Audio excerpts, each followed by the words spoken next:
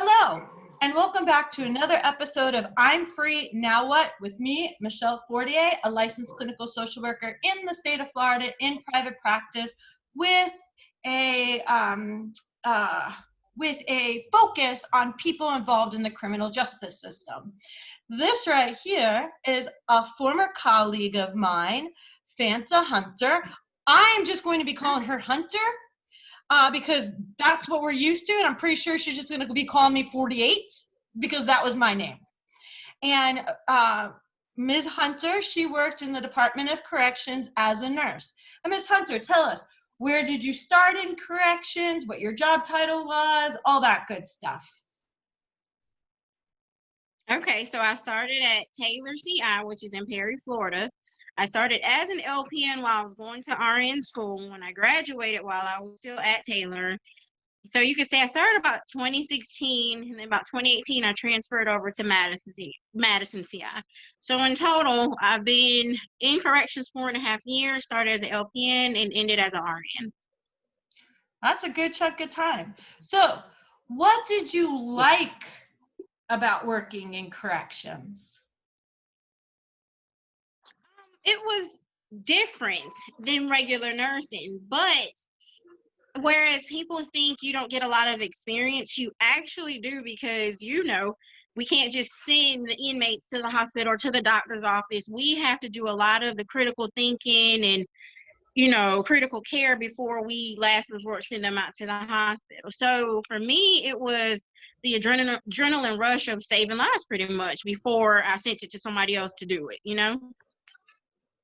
Yeah, absolutely.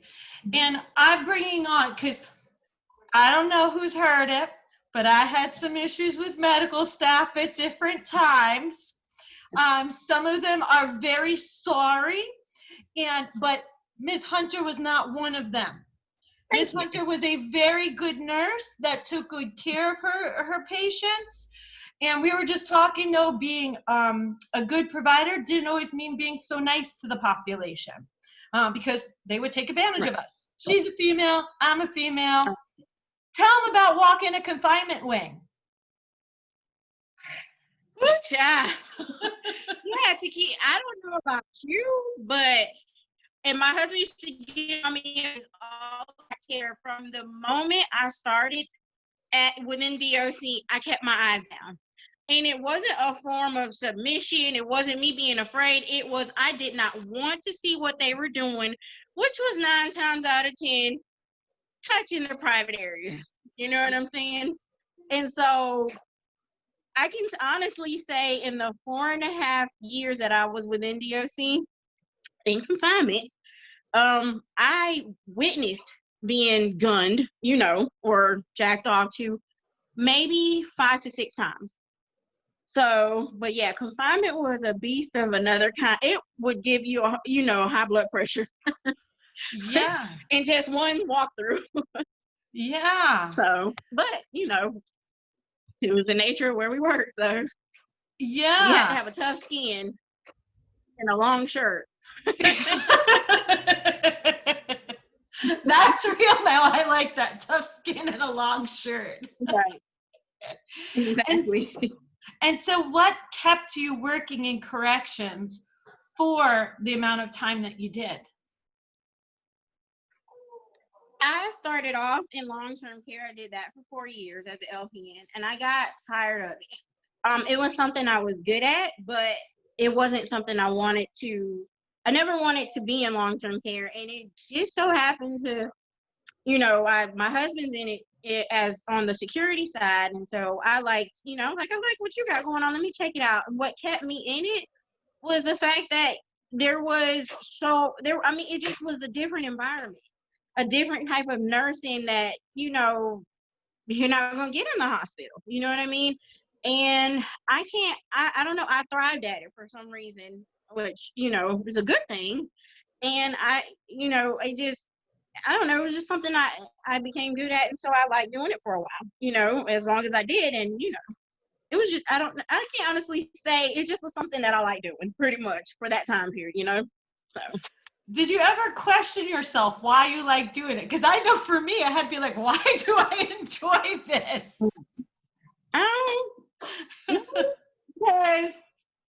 I guess when when I got to the point where it was like, why am I staying here? It was like, ooh, another stabbing, yay. I mean, I know that sounds, that's sick, but it is what it is, You saw some nitty gritty stuff, you know what I mean?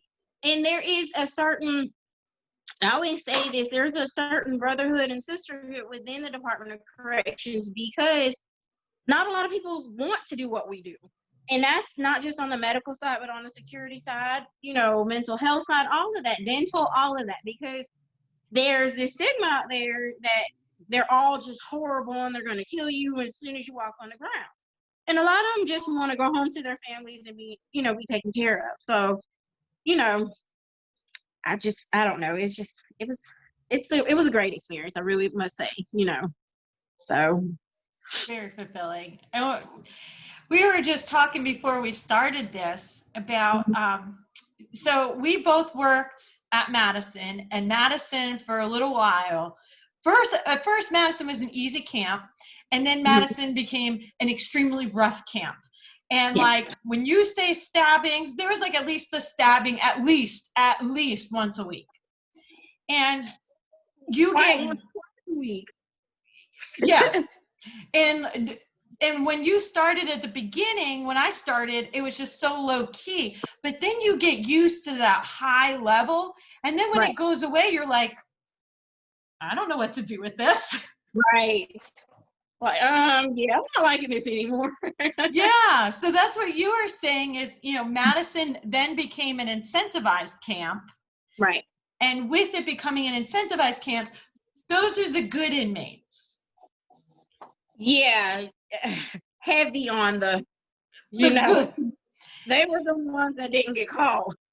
But it's okay. So I started at Taylor, like I said, and Taylor was actually really strict. I worked night shift, so I didn't see a lot of what they had going on day shift, but I didn't hear a lot what happened on day shift. When stuff happened, it happened. Like it really went down, but it didn't happen as frequently. But when I transferred to Madison, it was like a culture shock. Like I really had to learn to adapt really quick. So of course you get that adrenaline rush and that I hate to say it, but a high from the stuff going on, especially about it to save their lives.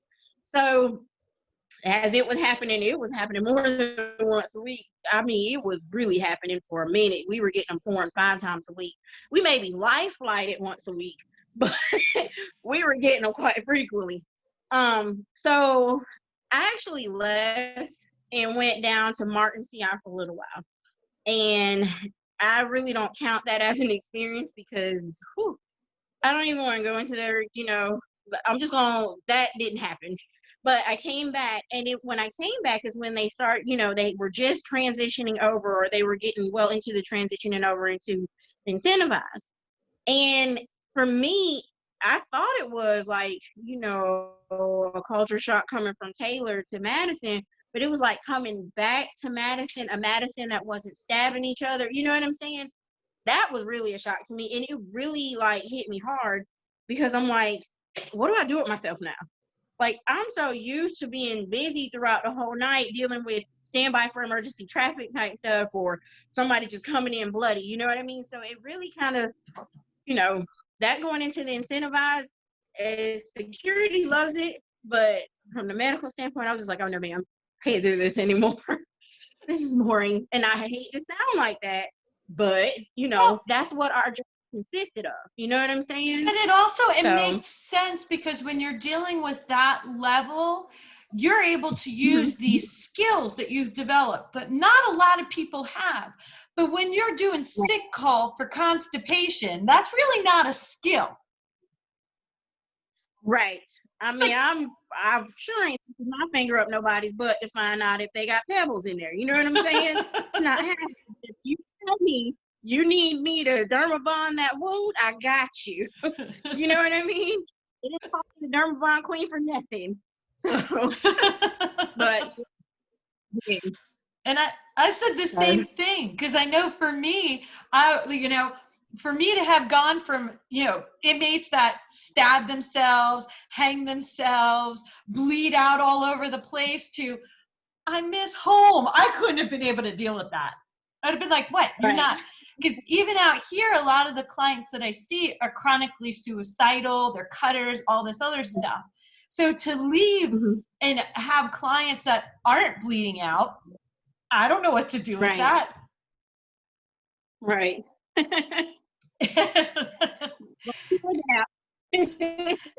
And you had to deal with a lot of that too, with cutters and hangers and all that stuff.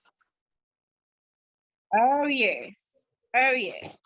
I more so, I mean, I had my share of the cutters, but I more so had my share of the stabbers and the stabbies. That was, and I actually did a stint on day shift, and that was, something else. Like, was something else. Now, on night shift, we had it every now and again. And I won't forget, worse, I laugh about it. It wasn't funny time, but me and a fellow nurse, and on night shift, it's only two of us. It was just two of us. And I don't know if you remember the OK Gang. Remember them? Oh my God. Oh, yes. So this is the OK Gang with the trans gay gang. Is that the one you're talking about? Yes. So that was the gang, was the OK Gang. They were the girls on the compound. The sisters, or what they call sisters and sisters. And we're not being derogatory. It is the language of the community. Right. Exactly. And I remember it was just me and the other nurse, and the Latin Kings went in on the OK Gang, 4 of them in like an hour's time. At one point, I was like, oh my gosh, like, what are we going to do? We were able to handle it, but, they went in on them, and they were stabbing them up left and right. But what was funny to me was that it was like they stick together and everything else, but when that stabbing happened, it was like, sis, you on your own. So it was, but, like I said, we still took care of everybody involved. It just, that's the nature of where we were working, you know what I mean? And that type of stuff gets you pumping and gets you going, Yeah. But and I also want to make this clear. When you're dealing with those situations and you see the way that Hunter and I are interacting and we have humor, it has nothing to do with not caring, not wanting the best for people, not doing our jobs effectively. It has to do with the fact that this is how we cope. If we sat there and cried over every single stabbing, we'd never get anything done. You can't cry into open wounds. You got to stitch them up. And I don't know about you, but I've had to process my stuff that I've seen, that I've went through, because you see so much and you deal with so much. Mm-hmm. And you're right. And sometimes you have to just, remove yourself for a few minutes when you hit something major. And like I said, it's easy to laugh at now, but it wasn't easy at that time because, of course, at that time it was 2 of us, and all we were concerned about was making sure we saved their lives, because they're still human beings and we still had a job to do. We took an oath, so that's what we were doing. But you laugh at it, in hindsight, because obviously you have to keep from crying sometimes, Yeah. So. Yeah. And so what was one of the most, what is a situation that happened to you that made you feel the best about your job? Something that made you feel really good about the work that you did there? Okay. And this actually says a lot about the DON that work, that's there. She is awesome. And the one thing I liked about her was she was never one of them where it's like, I'm a DON and I'm not going to do this and I'm not going to do that.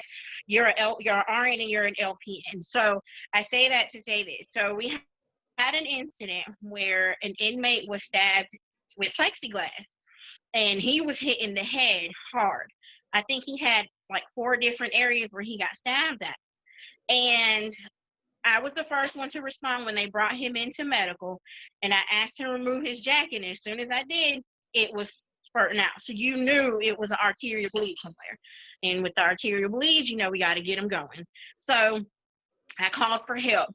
I kid you not, and I tell this story to everybody. There was no nurse practitioner, LPN, RN. It was nothing but nurses in that room. I want to say it was a good 7 or 8 of us, including my DON, and you remember her. She's short as ever. You know what I'm saying? We all had a task to do, and found out that they nicked his subclavian artery, and we saved his life. So that's what made my job, not just at Madison, but in DOC, period. That and the fact that, like I said, I could derma bond some stuff and make it disappear. you know. But see, that part there, like I said, I tell that story to everybody. Even when I went on my interview for the job that I'm at now, I told that story because it gave, there was teamwork. There was no, like I said, there was no nurse, RN, LPN, nurse practitioner. We were all just nurses doing one thing, and I was trying to save somebody's life.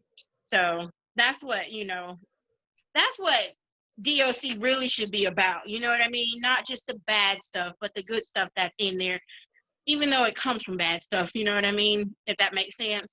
Yeah, but that makes perfect sense. That's it there. What advice would you give to people that want to do correctional nursing? Come in with a strong mind, first off. Can't come in weak-minded because they prey on that. They have nothing but time. So you have to have a confidence about yourself, about your household, and, stuff like that. Furthermore, you cannot come in with the mindset that they're just inmates. They are actually human beings, and there are a lot of them in there that want to be treated as such, and if you respect them, they will respect you. That does not mean you have to be, I don't know, Polly Patty, I don't know, whatever you want to call it. You don't have to be the nicest thing in the world to them, but just show them respect, and kindness can go a long way. I have this thing where I think one of the things with Horizon was that it was firm, fair, and consistent. And so I added to it firm, fair, consistent, and professional. So, stay the same, do what you're supposed to do, say what you mean what you say, do what you say you're going to do, treat them with respect, but don't take no crap, So, and that would be my advice. Just come in with a strong mindset that you're going to be this way and you're not going to change. And you're going to do what you say you're going to do, Yeah. And you'll make it. And you'll see. That's awesome. So. Now, would you be willing to kind of be a contact for somebody that might have some questions about correctional nursing? Sure. So I have no problem because it gets such a bad rep that they need to know that it's actually a decent field to work in. So yes, absolutely. Sounds good. So what you can do is if you want to get Hunter's contact information, just hit me up on Instagram. She has an email, and I don't want everybody to get the email because some people just might be ugly, and we don't need ugly. So I'm going to go, and you can hit me up. You can leave me a comment. You can hit me up on Instagram, and I'll give you her email address if you're interested in learning more about correctional nursing, because I know it is a great field. Working in corrections is a wonderful thing, and we need to have good staff to push out that bad staff. Right. I also I don't know about you, but I hate Centurion, and I don't like them to say go. So you might want to wait till the state picks it back up to go get a job. But if they ever do. But correctional nursing is a very, very fulfilling occupation. You actually can make a huge difference in somebody's life. I know sometimes things that you don't even realize that you say to an inmate, it sticks with them. Yep. And then later on, they'll say, it's because Ms. Hunter said this to me. Like while you're stitching somebody up and you're like, if you stop running with this stuff, perhaps you might not get stabbed. And they'll be like, Ms. Hunter said if I stop doing this, I might not get stabbed anymore. Or if you stop smoking, you won't sit there and choke on your own vomit and almost die. That was a big issue too, is we had at Madison, we had a lot of drugs, we had a lot of K2, and we had a number of overdoses. We had a number of deaths from K2. And maybe at some point we'll get one of the other nurses that was like basically sitting there running through center gate doing compressions on an inmate's chest while he's on a gurney. And the inmate orderlies are pulling down her shirt for the freaks that are in the dorm that are like, oh, you can see her, look at that. It's like, the other inmates in the dorms are like, you idiot, she's saving his life and you're still looking at her dirty. That was always a concern of mine with CPR. And I'm working with a lot back there. And I'm like, you know what? Y'all gonna be giving out a lot of DR. Because it was what's his face? There was the Hispanic inmate that was hardly spoke any English, but he was the one that was like pulling down her shirt while she's giving CPR. They sure did. They said they was trying to help her out. And that right there is corrections in a nutshell. You do everything that you possibly can, and if you do it the right way, the inmates that are, respectful will help you out, look out for you from the predators that are still preying in the dorm. Crazy. Yes. Did you have any last words? My thing is, they're still human beings, and we all need to treat them as such. At the end of the day, only God can judge, and we have a job to do. So, if someone was to choose to go into corrections, whether it be nursing or security, keep that in mind. They've had their judge and their jury and whatnot, and God is the ultimate judge. So, just like I said, going with the mindset of being firm, fair, consistent, and professional. And for those who thought that DOC was a bad place to work, it really is not. Yes, it is unsafe, but it's only as unsafe as you allow it to be. If you look out for yourself and your fellow coworkers and you watch what you're supposed to, you'll survive. And it can be very rewarding, especially for medical. People don't realize it, but it can. It's like any field that you go into, you're not going to get everything, but you're going to get something, from it that you can take a long way. So I say go for it. If anybody's thinking about doing it, they can reach out to me at any point. All right. So without anything more to say, I think we're good. All right. It was great having you on, and I'm sad that corrections lost a great nurse, but I completely understand it. I don't know what's wrong with the long timers that are there. I'm only kidding. I really appreciate the long timers that are there. That was a joke. Y'all are needed. Y'all have done awesome work. I don't knock you at all.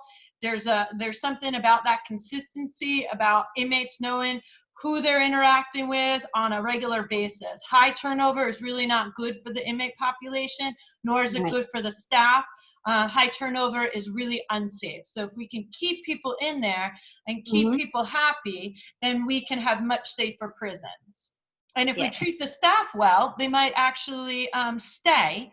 And that includes better pay, better working conditions, where with the gunners, we're actually allowed to prosecute them. I think that would cut down a whole lot. DOC doesn't, I don't know about you, but I never felt like DOC, I felt like the officers tried their best, but I felt like DOC didn't care. And they didn't do nothing at all, pretty much. And when the confinement got full, they cut them out, and that was ridiculous. So, but I tried to file 2 charges against 2 of them. One of them went and he filed a PREA against me. Wow. He said that I was, what did he say? What is the term for peeping Tom? But I was voyeur. I was trying to voyeur him. Wow. Yeah. Really? Yep. Yeah. So DOC really needs to do something about the way that the female staff is allowed to be treated. And that'll keep good staff in there. Because believe me, none of us want to be gunned. None of us want any of that, period. I'm sorry. I can't be with you if you have the same underwear that your bunkie had on All right. On that note, you got stuck. You're right. All right. On that note, I feel like that was a sign that it wasn't supposed to be there because you got stuck, the audio. So I don't know what you said, but it was like there was a sign that it shouldn't be recorded. So we'll leave it at this. Take care. Okay.